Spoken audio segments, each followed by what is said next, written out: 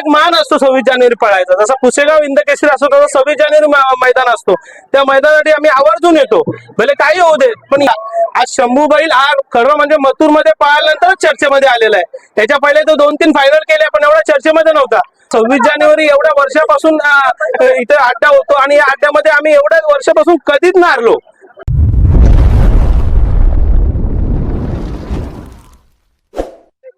दादा नमस्कार. नमस्कार. नमस्कार दादा, खूप दिवस सुंदर मैदानात दिसत नव्हता, आजारातून उठला, आज गुलाल केला, काय सांगणार आजच्या गुलालाबद्दल? आजारी नव्हता, सुंदर आपला साताऱ्याला होता.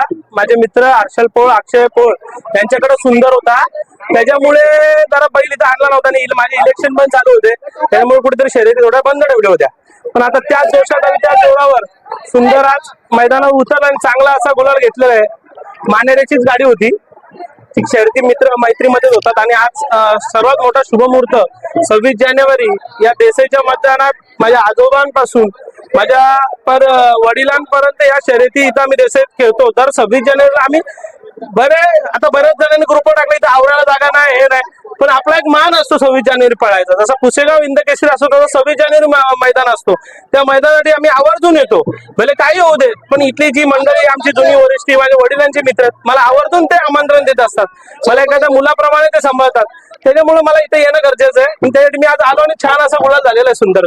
दादा, सुंदर व्यतिरिक्त काशी नंतर काशीला पावलावर पाव ठेवून शंभू पण आपला आता एक नंबरात खेळतोय, काय सांगणार त्याच्याबद्दल? शंभू पण एकच नंबर पळतो. आज सुद्धा त्याला 2 गोट्यावर नाही आले सकाळपासून, दोन्ही जोड झाले नाही अजून. कारण का शंभूला पण चांगला स्पीड आहे आणि त्याला आज पैरा सुद्धा चांगला आहे. आज चांगला त्या दिवशी शर्यत जमली, प्रेक्षकाचं मन जिंकेल अशी गाडी पळेल. दादा, घाटावर मथुर बरोबर शंभू पळाला, त्या गाडी सारखा स्पीड त्या मैदानात तरी कोणत्याच गाडीला नव्हता. गट सेमी फायनल सगळ्याला त्यांनी अंतर टाकूनच 3 फेरे पाळला. राहुल पाटील माझा मित्र आहे एकदम खास, आणि त्या मैदानामध्ये मी राहुल शेठला फोन केला, बोलो बैल पाहिजे. एका शब्दावर कुठल्याही गोष्टी न बोलता मला बैल शंभूला दिला. आज शंभू बैल हा खरं म्हणजे मथुर मध्ये पळाल्यानंतर चर्चेमध्ये आलेला आहे. त्याच्या पहिले तो 2-3 फायनल केले पण एवढा चर्चेमध्ये नव्हता. पण ज्या टायमाला मथुर मध्ये पळाला त्याच्यानंतर शंभू बैल अजून चर्चेमध्ये आला. आणि खरोखर राहुल शेठच्या मनापासून धन्यवाद व्यक्त करतो, कारण का मथुर हा बैल संपूर्ण महाराष्ट्र नव्हे तर देशभर प्रसिद्ध असलेला बैल आहे.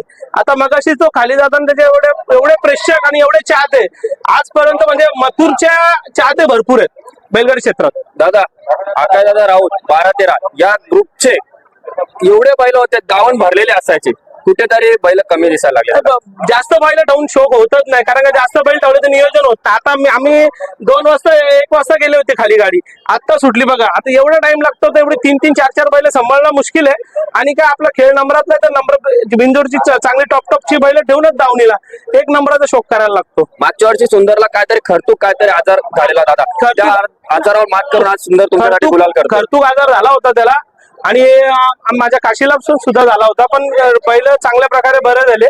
मग त्याच्यानंतर बैलांनी 2-4 शर्यती केल्या. त्याच्यानंतर मी बैल साताऱ्याला पाठवला, पण बोलत थोडे दिवस जरा त्याला पावसाळ्यामध्ये पाठवून टाकला. पण आता इलेक्शन झालं, आम्ही ठरवलं होतं सुंदर उन्हाळ्याच्या पिरियड मध्ये आणूया आणि चांगल्या पद्धतीने शर्यती करूया. थंडीमध्ये सुंदर कमी पळतो, पण जसा ऊन वाढेल तसा त्याचा पण पारा वाढतो. 100% थोडासा थंडीमध्ये कमीच पळतो, उन्हामध्ये बैल चांगलाच पळतो. आणि आज खरोखर चांगली शर्यत जिंकली, कारण का माणसांनी शुभमुहूर्तावर जिंकणं खूप गरजेचं असतं. आणि 26 जानेवारी एवढ्या वर्षापासून इथे अड्डा होतो, आणि या अड्ड्यामध्ये आम्ही एवढ्या वर्षापासून कधीच नाही हरलो. मागच्या वेळेस पण जिंकलोय. मला तरी आठवत नाही जेव्हापासून मी शोक करतोय की आम्ही कधी 26 जानेवारीला हरलो असेल. आमच्यासाठी खूप लकी मैदान आहे 26 जानेवारी. दादा, सुंदर शंभू व्यतिरिक्त लखन आणि डोंगरे आपल्याला पळताना कधी दिसणार?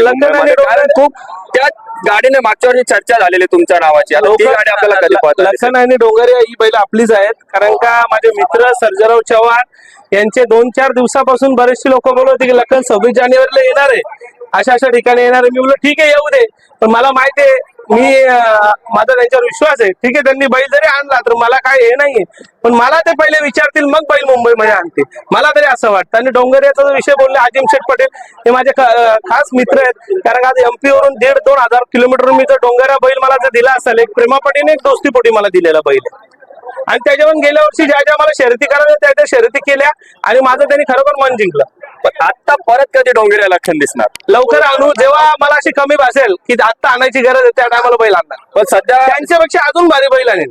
शंभू आणि सुंदर एवढ्या स्पीडने पळतायत, तर सध्या तरी गरज वाटत नाही. सध्याला मला गरज नाहीये, ते माझे मित्र आहेत, ते माझ्यासाठी कधी पण बैल देतील. पण आता माझ्याकडे सुंदर असेल आणि आमचा शंभू असेल, अतिशय चांगला स्पीड आहे. आता सध्याला तर बैलाची गरज नाही. आणि आता नवीन एक दावणीला माझ्या युगाचा तारा आहे, तो म्हणजे मल्हार एक नवीन बैल घेतलेला आहे. तो पण चांगला पळतो. तो सध्याला घाटावर येणारा आगामी वादळ ते असेल मल्हार. मला तर त्याच्याकडून खूप अपेक्षा आहे. शंभूला पण एक नंबरचा स्पीड आहे, सुंदरला पण एक नंबरचा स्पीड आहे. घरची गाडी दादा तुम्ही जास्त पळवत नाही. पुढच्या मैदानात घरचीच गाडी पळेल. काय सध्याला फोडून हाकल्याला जरा बरं वाटतं. त्याच्यानंतर हाकलू सगळ्या गोष्टी फोडून बिडून सगळ्या, जे गाडी एकदा फोडून पळवली ते जास्त पळते. आणि परत एकदा पळवलो आपल्या घरच्या गाडीचं ज्या टायमाला कोणाचं नाव असेल तर घरची गाडी प्रॅक्टिस म्हणून पळू. सर, राजकारणामध्ये पण दादा तुमचं खूप नाव आहे आणि राजकारणाचा पण भार सांभाळून हा भार पण सांभाळता. इथे पण तुम्ही उपाध्यक्ष पदावर आहे दादा, काय सांगणार? राजकारण आमच्या पहिल्यापासूनच आहे. माझ्या वडिलांपासून, माझ्या आजोबांपासून राजकारण आहे. तर आज एवढ्या वर्षापासून राजकारण करतो. आता घरामध्ये 4 नगरसेवक आहेत आणि बिझनेसचा पण खूप लोड असल्या कारणे मी सध्याला कमी येतो. पण माझे भाऊ सगळं असतील ते सर्व शर्यतीला येत असतात आणि एकदम चांगल्या प्रकारे शर्यती करतात. कारण माझी ते कुठे कमी भासून देत नाही. नियोजन सुद्धा आमची सगळी पोरं चांगली करतात. आता एखाद्याचं नाव घेतलं तर हे वाटेल, संपूर्ण आरजीआर ग्रुप असेल, चांगलं नियोजन करतो आणि माझी कुठे कमी भासून देत नाही आणि चांगल्या योग्य रीतीने शर्यती करतात. आणि त्यांना माहिती आहे आकाशच्या शर्यती कुठे कोणाशी होत नाही, काय कोणाशी होत नाही. कारण मला बोलायचं जाणून बुजून. कारण का मागच्या वेळेस मी नसताना मी दोस्ती निभवतो, पण काही दोस्ती लोकांनी माझ्यावर शर्यत केली. पण त्या टायमाला मला त्यांना एकच सांगणार, मी ज्या टायमाला शर्यतीत असेल त्या टायमाला माझी शर्यत करा. दादा, मग तुम्ही चांगले मित्र असताना तुम्ही मैदानात नसल्यावर तुमच्यावर शर्यत केली, चुकीचं आहे ना. आज मी जर मैदानात असेल तर तुम्ही बिनधास्त शर्यती करा. मला हरवल्यानंतर त्या माणसांचा बैल धरून माझ्यावर गाडी पण फिरवली, नंतर जिंकल्यानंतर बैल पण सुद्धा घेऊन गेले. ती मला एक असं बोलायचं की मी अड्ड्यात असताना माझ्याशी कुणी पण शर्यत करायची, फक्त मी अड्ड्यात असू दे. कारण का तुम्ही माझ्याशी दोस्ती निभवता. आमच्या मुलांना, आमच्या भावांना सगळ्यांना माहिती की आकाशचे मित्र आहेत. आणि मग त्याच्यानंतर शर्यत झाल्यानंतर ते मला सांगतात की बघ तू सांगत होता तुझा आपला मित्र आहे, तर तोच बैल धरून आपल्याला हरवलेला बैल, ज्याने आपल्याला हरवलं तोच बैल धरून तो गेलेला आहे. ठीक आहे, शर्यत हारजीत होत असते, पण काय एक काळ ते माणसाच्या मनात राग असतो, तो वाटतो ना मग कुठेतरी बाहेर काढून दाखवतो. दादा, आज तुम्ही मैदानात आले, तुमची मित्रमंडळी आली. पॉलिटिक्स, राजकारण, इलेक्शन झाल्यानंतर प्रवीण भाऊ मैदानात नाही दिसत दादा, काय आज काय सध्याला राजकारणाचा भाऊवर खूप लोड आहे आणि आज 26 जानेवारी असल्या कारणाने संपूर्ण वार्ड मध्ये आज 4-4, 5-5 वॉर्ड हँडल करायची खाऊ गोष्ट नाहीये. भाऊंना मग मला पण सध्या कार्यक्रम असल्या कारण भाऊंना सांगितलं, भाऊ सर्व कार्यक्रम अटेंड करतात आणि त्याच्यामुळे भाऊ आता मैदानाला आले नाही. कारण भाऊची खूप इच्छा होती सकाळपासून मैदानाला यायची, पण यायला जमलं नाही. पण नेक्स्ट टाइम 100% कुठल्या तरी मैदानात भाऊ दिसते. दादा, वडील गेल्यानंतर वडिलांची कमी भावनिक कुठेतरी तुम्हाला कमीच कुठेच नाही पडून दिली, पण राजकारण पण ते सांभाळताय, तुम्हाला पण सांभाळताय, घर सांभाळताय, बैलगाडा शर्यत पण सांभाळताय आणि तुम्ही इथे आपला उपाध्यक्ष पद पण सांभाळताय. एवढं हँडल करून भाऊ तुम्हाला हँडल करतात. प्रवीण भाऊ राऊत हे आमचे गॉडफादर आहेत आणि गॉडफादरच राहतील.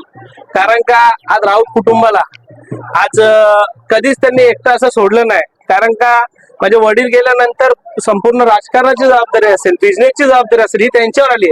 आम्हाला वडील गेल्याला कधीच त्यांनी असं भासून दिलं नाही. मी नेहमी तुमच्या पाठीशी, आकाशच्या बरोबर नेहमी आहेत. भाऊ असं सांगतो, मी आकाशच्या सोबत बिझनेस असेल, राजकारण कुठे असेल, माझ्या मागे त्यांचा 100%, 1000% त्यांचा सहयोग असतो आणि माझ्या पाठीमागे नेहमी त्यांचा हात राहील. चालेल दादा, एवढंच थांबतो कारण दुसरी धन्यवाद.